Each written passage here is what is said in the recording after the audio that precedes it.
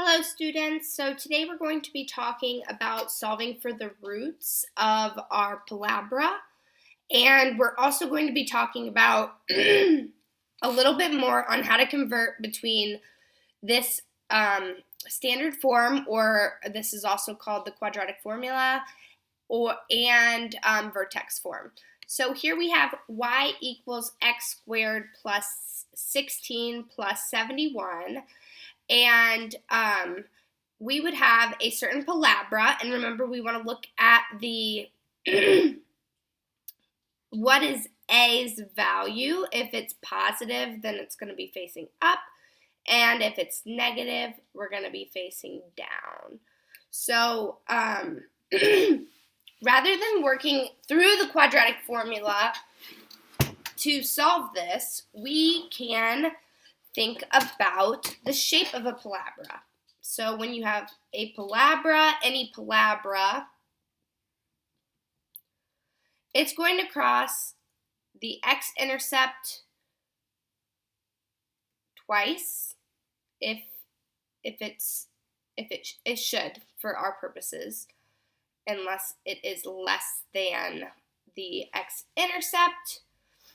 But eventually it will cross because to go positive and negative, it's infinity. And it's also could cross the y-axis, right?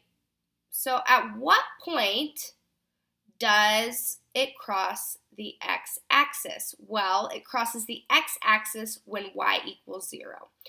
So what we would do is set our equation where y equals 0, and then you solve for x.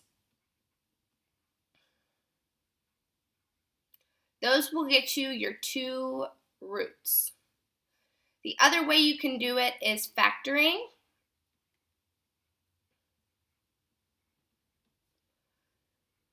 And the last way you can do it is the quadratic formula.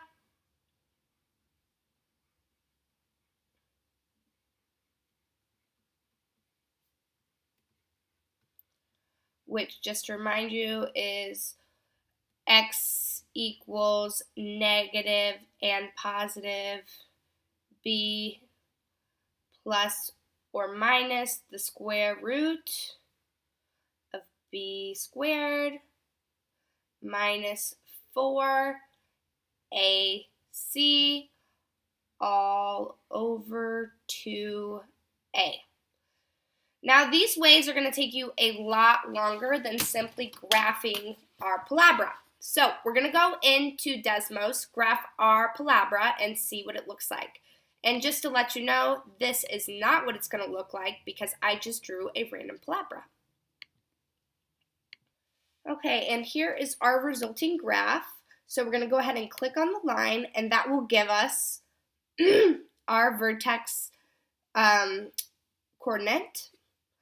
And then if it crossed the x-axis, it would give us that value.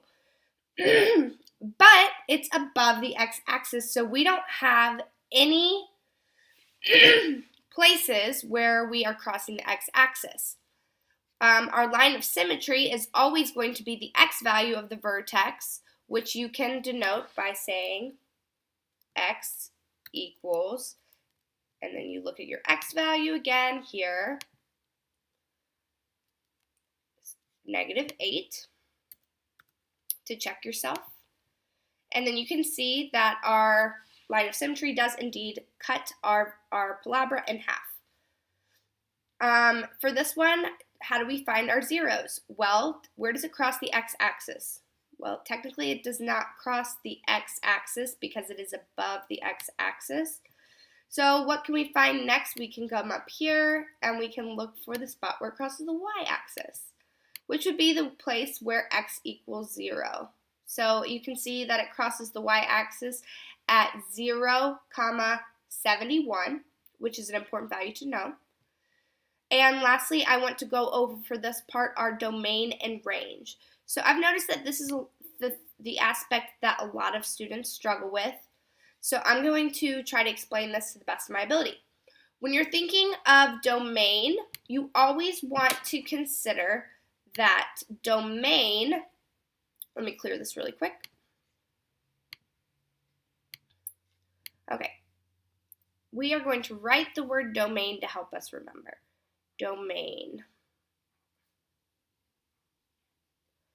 And that comes in opposition to range. So let me switch colors here.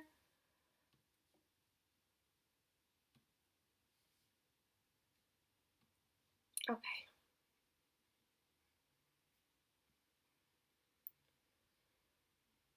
So the way that I remember domain versus range is range has this G which dangles. What other variable dangles? Well, Y dangles. So Y values denote our range, while X values, which have no dangle in their letter, denote our domain.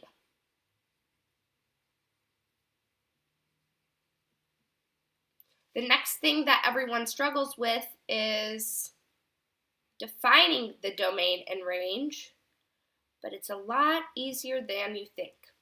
When you're thinking of parabolas, kind of looking like this on our graph that we just used in Desmos, the only thing that stops the graph from going on forever is the parabola. If you used your finger to draw on top of this line, you would only change directions when you hit the minimum or the maximum value of the parabola. So, using this information, you could trace your finger to talk about the domain and range. So for X values, what is stopping us from going to the left forever? Because remember, domain is our X values, which is this is our X axis.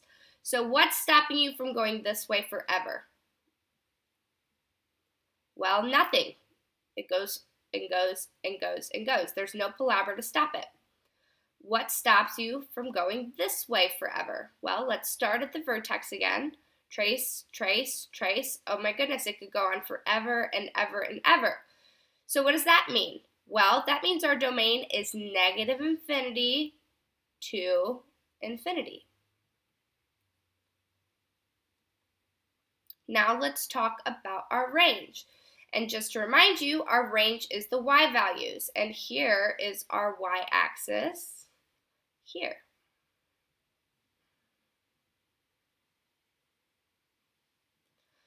So what is stopping our Y values from going?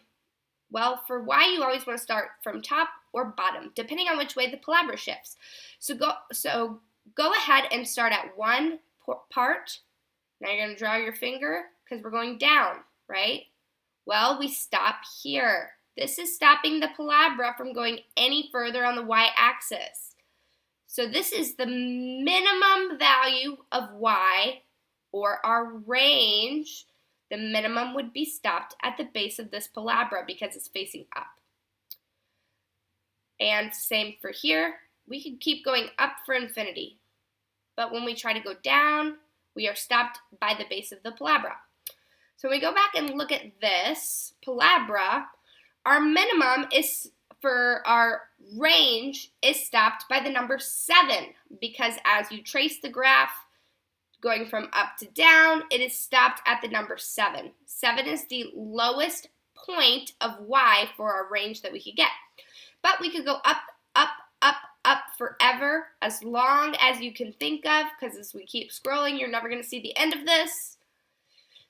So our range is going to be greater than, or 7 to infinity. Hopefully that makes sense to you guys.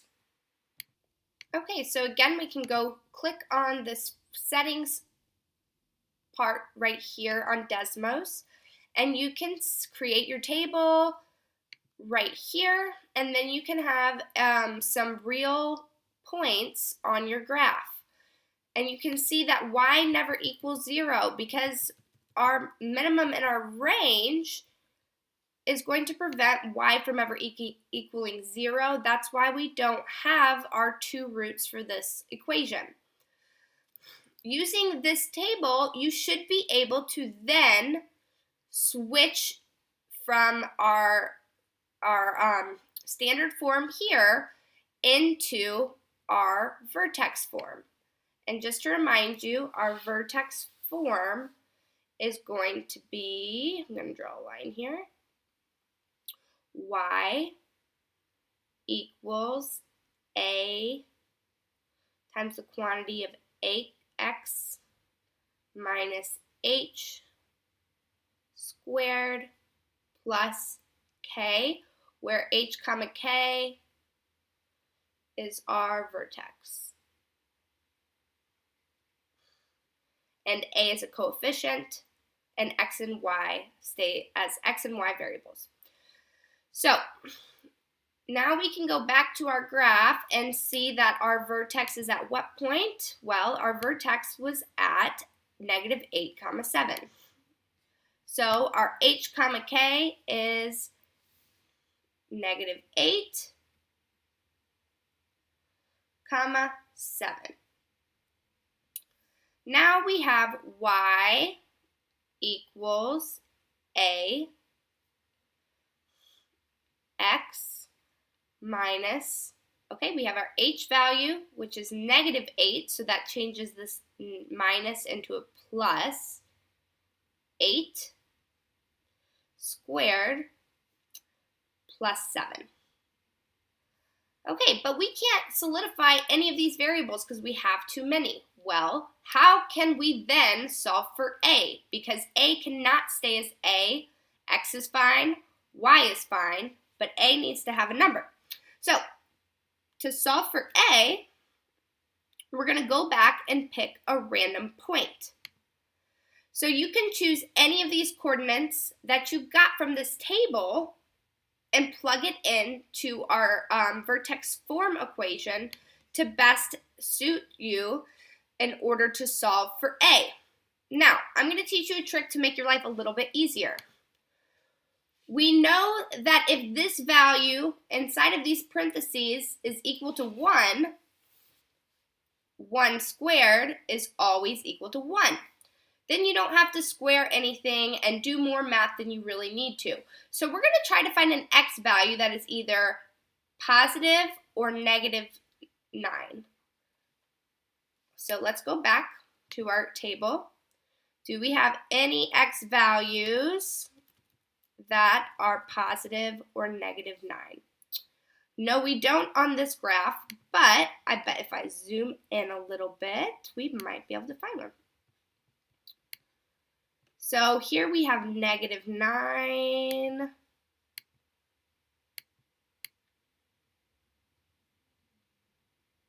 Negative 9 doesn't give you a even value for y. Oh, yep, there we go.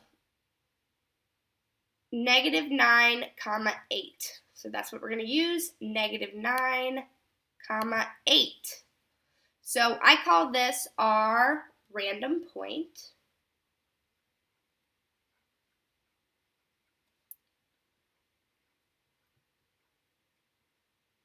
And we're going to use negative 9, 8. So we plug in for f, or the function of negative 9, is equal to a x, so negative 9,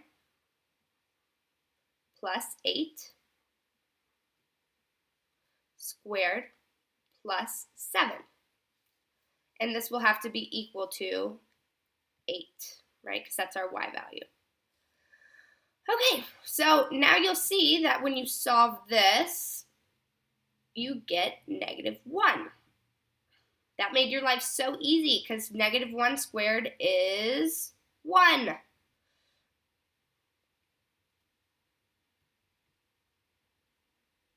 So now we have 8 equals a times the quantity of negative 1 squared. This becomes a 1a plus 7 equals 8. Let's subtract 7 from both sides. Some basic algebra. You should get 1 equals A. So then to finish our equation, we would plug in 1 for our A value, and you should get your vertex form to be y equals 1, or you can just leave the 1 out, x plus 8 squared plus 7. And that is how you can convert into vertex form, even if you don't know what A is. All right, guys, that's it for the day. Go ahead and pause your screen and complete the exit ticket. There is also a concept check assignment or quiz at the bottom of this module. Go ahead and feel free to practice that at your convenience to see how well you're grasping these concepts from this week. Have a great weekend, and I look forward to seeing you all next week.